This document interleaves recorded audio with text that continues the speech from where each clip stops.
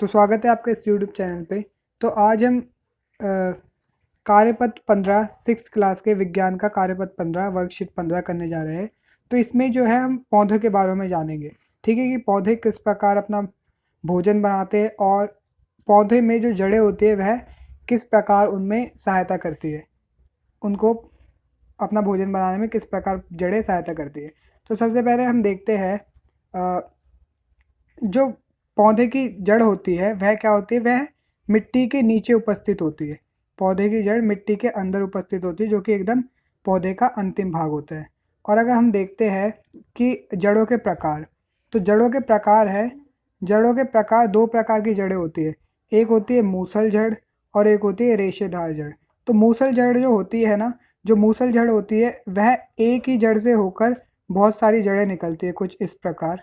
वो एक ही जड़ से होकर कई बहुत सारी जड़ें निकलती है और वह बहुत मजबूत होती है। वो काफ़ी मजबूती से मृदा के अंदर, मतलब मिट्टी के अंदर हमारी पकड़ जमाए रखती है और बहुत ही मजबूत होती है। और हम देखते हैं रेशेदार जड़।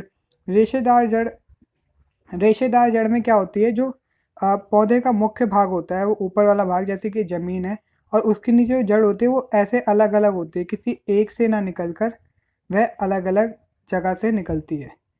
ठीक है, ऐसे निकलती है जैसे कि खरपतवार, जो पौधे आसानी से उखड़ जाते हैं ना, तो उनमें यही रेशेदार जड़ें होती है।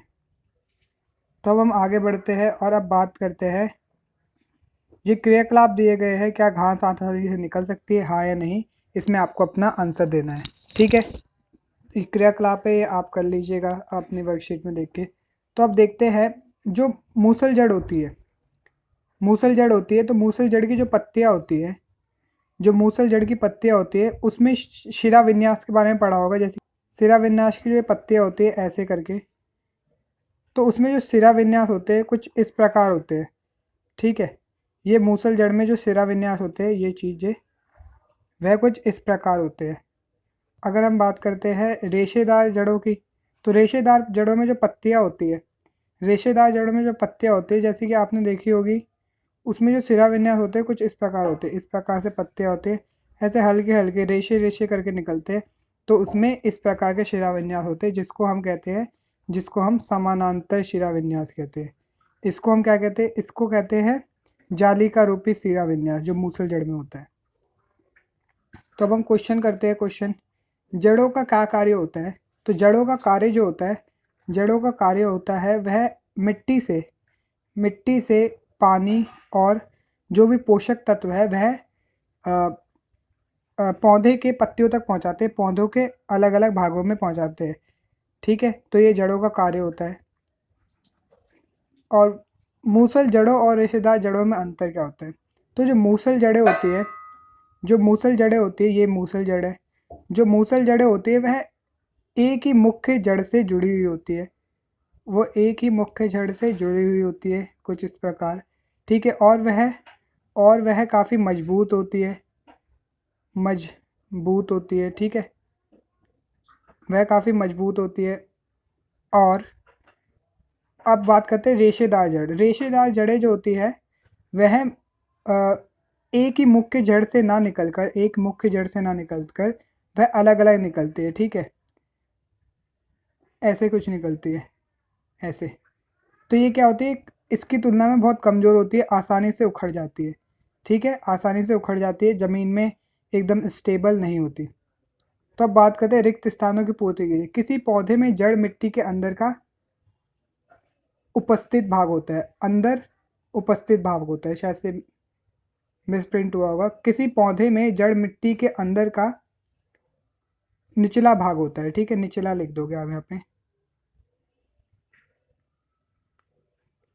निचला भाग होता है। ठीक है, पौधों में डैश प्रकार की जड़ें होती है। तो पौधों में दो प्रकार की जड़ें होती है, पौधों में दो प्रकार की जड़ें होती है।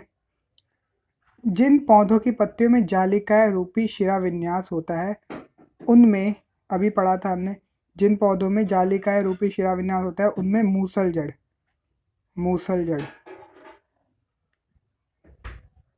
मूसल जड़ होती है। ठीक है, मूसल जड़ उपस्थित होती है।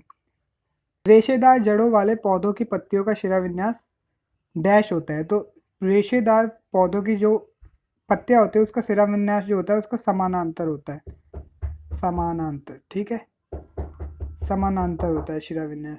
तो समानांतर से तात्पर्य है हमारा जैसे उसमें समानांतर होता है, इस प्रकार से पौधे की सब मतलब जड़ें होती है, जैसे ऐसे होती है और यहाँ पे ऐसे रेशे होते हैं, छोटे छोटे रेशे, इनके बीच समानांतर होता है, ठीक है, तो समानांतर होती है, ऐसे खड़ी होती है। और अब देखते हैं, बस ये आज का ही इतना ही था। थैंक यू, उम्मीद करता हूँ ये आपको हेल्प करेगा।